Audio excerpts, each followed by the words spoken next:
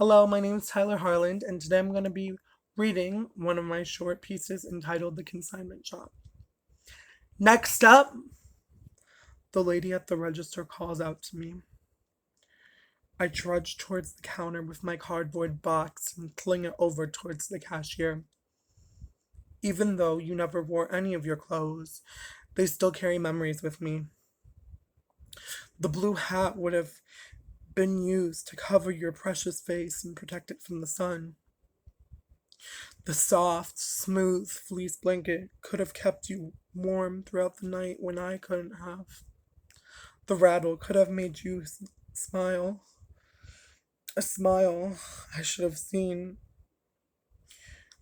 I slowly take your items out of the box, putting each thing onto the counter. I have so many questions to ask myself. Would you have loved the soft teddy bear your grandma bought you? Would you look at the mobile with amazement and excitement? Just like the stars in the sky, so beautiful, glimmering and bright, but oh so far to reach. What would your eyes even look like? The lady at the counter gives me a grim look. She proceeds to ask me the standard questions when the shop gets new items to sell. Have these items been used before? Have they? Even though you never use them, they feel like antiques, relics of the past. They have collected as much dust as I have, imaginary memories of you. The lady takes your items out one by one, examining each item to see if they have withstood the hold of time, even if they were never used.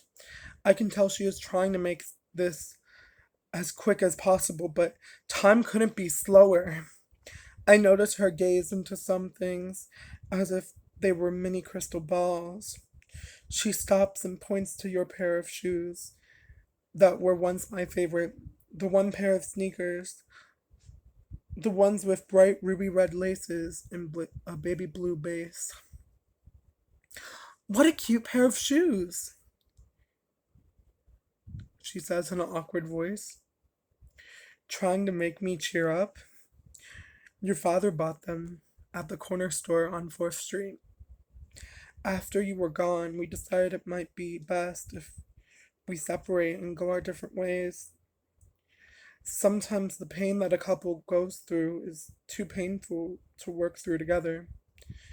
I couldn't help but ask myself questions about you, about him.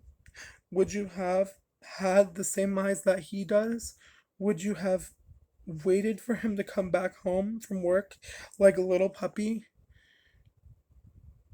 If only the pain left when he did.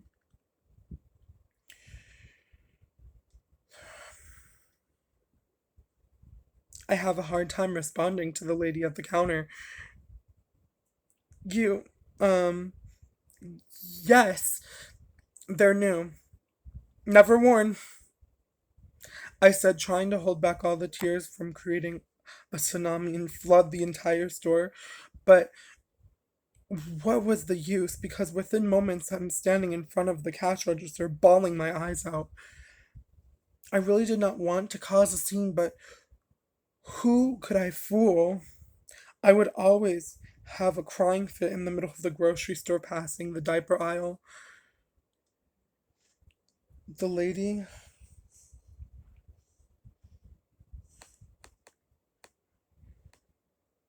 the lady at the counter is in shock. She can't believe she has triggered that reaction out of me.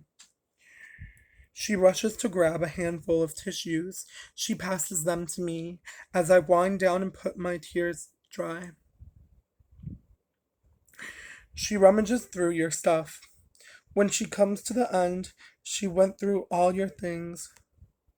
She looks to me with a look of concern and sympathy. How old would he have been? She asks in a somber but reassuring tone. Does she not know what is right and wrong to ask a woman in this situation? For one reason or another, I feel compelled to answer. He would have been a year today. For a moment, we look at one another and say no words. She slides your blue shoes towards me.